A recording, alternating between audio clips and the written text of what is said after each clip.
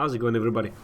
Welcome to a new episode of For Honor Experiments. This time we're looking into the fastest possible movement speed that can be achieved by a character. Just from the intro, a lot of you probably have already said to themselves, wait, why isn't he using Shinobi?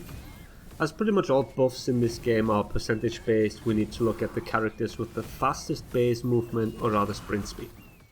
Filthy Spaniard has a spreadsheet with all these values: running, walking, back walking, and just a lot of numbers in general.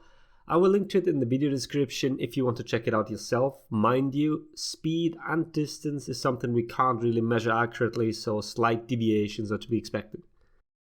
But in short, the three characters with the highest speed are Shinobi, Peacekeeper, and Shaman. But Reese, what about Shugoki and his Oni charge? That makes him really fast for a few seconds.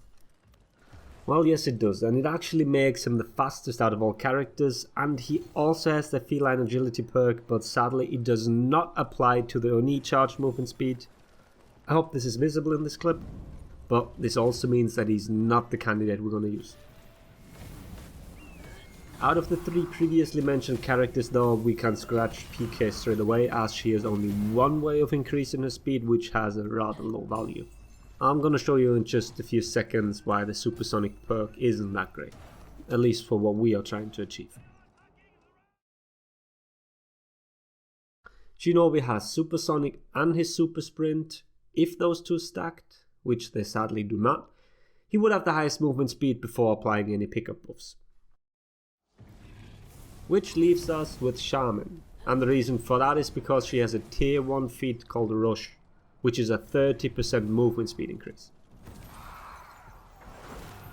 We also tested Rush and Fury together because Fury also gives a 15% boost, and as expected the two feats do not stack, it's just the highest number that is applied.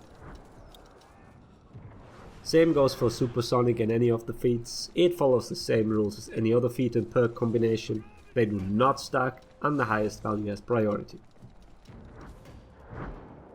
With that, we have exhausted all perk and feats, which means we can move on to other buffs. The other two methods to increase your speed are either the pickup or the Guardian buff. First test is, do they stack with the Rush feat? And as expected they do. Pickup buffs always stack with any feat or perk that you currently have active.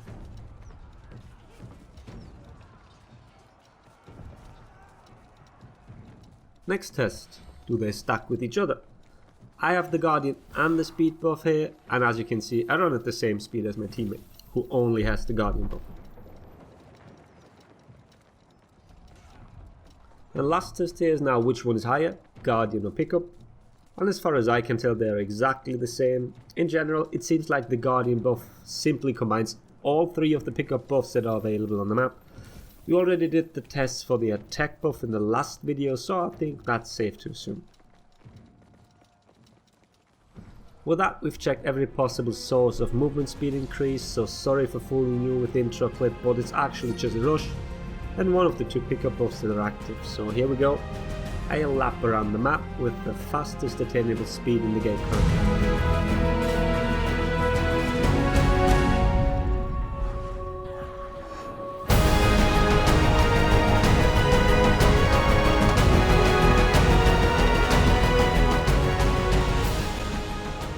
As you've all learned by now if you watched the two previous episodes as well, there isn't a lot of possible buff stacking in For Honor.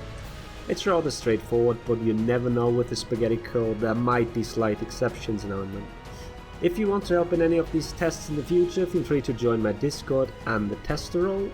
Huge thanks to the people that helped in this video. It took us a while as we've had to push for the second stage in Breach a couple of times to kill the Guardian. I hope the video was helpful. Thanks for watching. Laters everybody.